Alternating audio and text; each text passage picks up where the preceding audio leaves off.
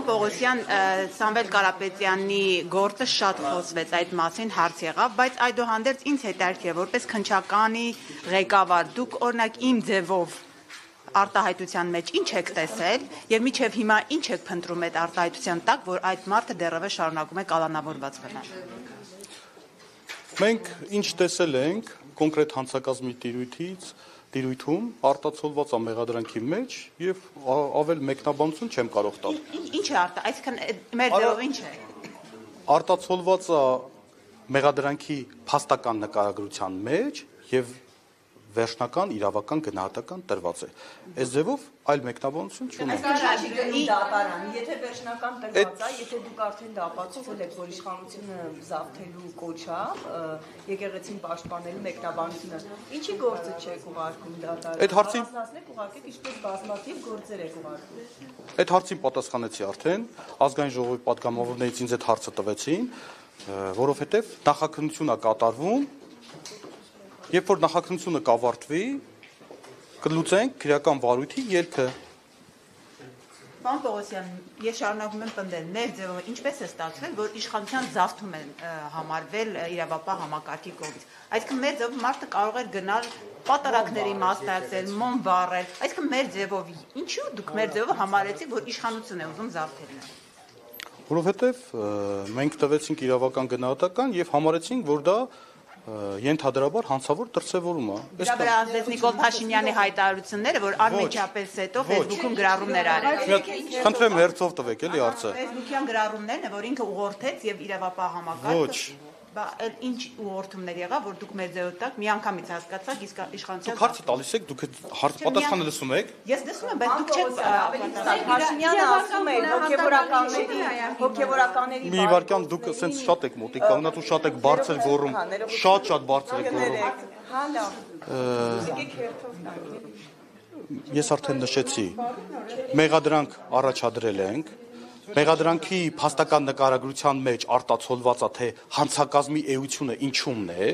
եւ տրված է դրա իրավաբանական որակումը։ Հիմա դրանից ավել դուք ինձ հիմա մեղադրանքի էությունը ասում եք պարզաբանի։ Մեղադրանքի մեջ ամեն ինչ արտացոլված է։ Հիմա որ մենք ասում կներեք ավարտեմ։ Դա էլ է հանցագործություն վարակելու։ Հիմա մենք ասում ենք մեր ձևով ձեզնից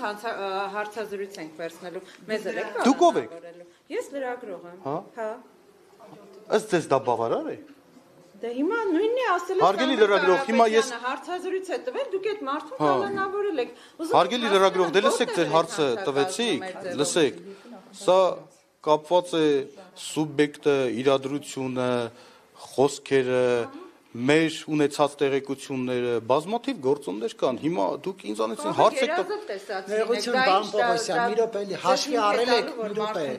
Թույլ տվեք ձեր հարցին էլ չպատասխանեմ, որովհետև երազ տեսնելով մենք Բայց դուք պիտի հիմնավորեք։ երազը մենք չենք տեսնում։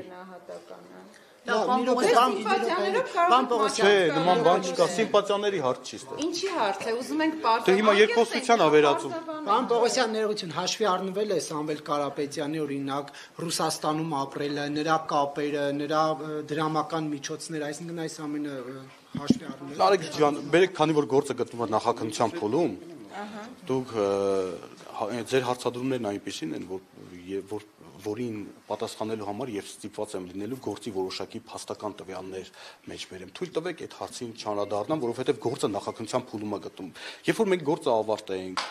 ապացույցները արդեն ձեռք բերենք, գործը գնա դատական վախճան ունենա, դուք բոլորը հնարավորություն կունենաք հրապարակային դատականության ընթացքում այդ բոլոր ապացույցների հետազոտմանը ներկա գտնվեք։ Հույս ունեմ, որ նաեւ նիստերը դռնփած կլինեն եւ այլն, բայց նույնիսկ այս պահին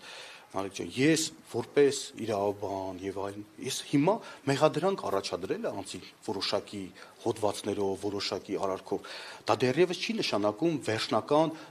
դատավճիռ։ Այսինքն հնարավոր է քրեական դատավարության նախաքննությունը ինքը process է։ Հնարավոր արարքի իրավական գնահատականը փոխվի, հնարավոր է մեղադրանքից որոշ մասեր հաստատվի կամ չհաստատվի։ Հնարավոր է նույնիսկ օրինակ ունեցել ենք դեպքեր, օրինակ երբ որ մեղադրյալ ենք ներգրավել եւ գործը դատարան չենք ուղարկի, այսինքն քրեական հետապնդումը դադարեցնելու գործիքակազմը դրա համար է։ Հիմա դուք այնպեսի հարցեր եք բարձրացնում, որ ես հիմա այս փուլում չեմ կարող։ Ես կարող եմ միայն փաստել, որ կա մեղադրյալ, կա ընտրված խափան միջոց եւ գործը գտնվում է նախաքննության փուլում։ Թե հետագայում ինչ ելք ունենա, դա պարզ կլինի կապված քրեական վարույթով ձեռբերված ապացույցներից։ Այսքան հիմնավոր ապացույցների հնարավոր է կարելի։ Այդ դուք չեք որոշում հիմնավորը թե հիմնավոր չէ։ Դուք ինչ մասնագիտություն ունեք։ Դուք ինչ մասնագիտություն ունեք։ Դուք ապացույցը գիտեք ինչ է։ Դուք ասում եք ապացույցը գիտեք ինչ է։ Ինչ է։ Ոնց ես հիմա ձեզ պիտի դասեր Բա դրա համար ապացույցներից մի խոսեք իմ հետ։ Այսքանը, ձեր հետ ավարտեցի։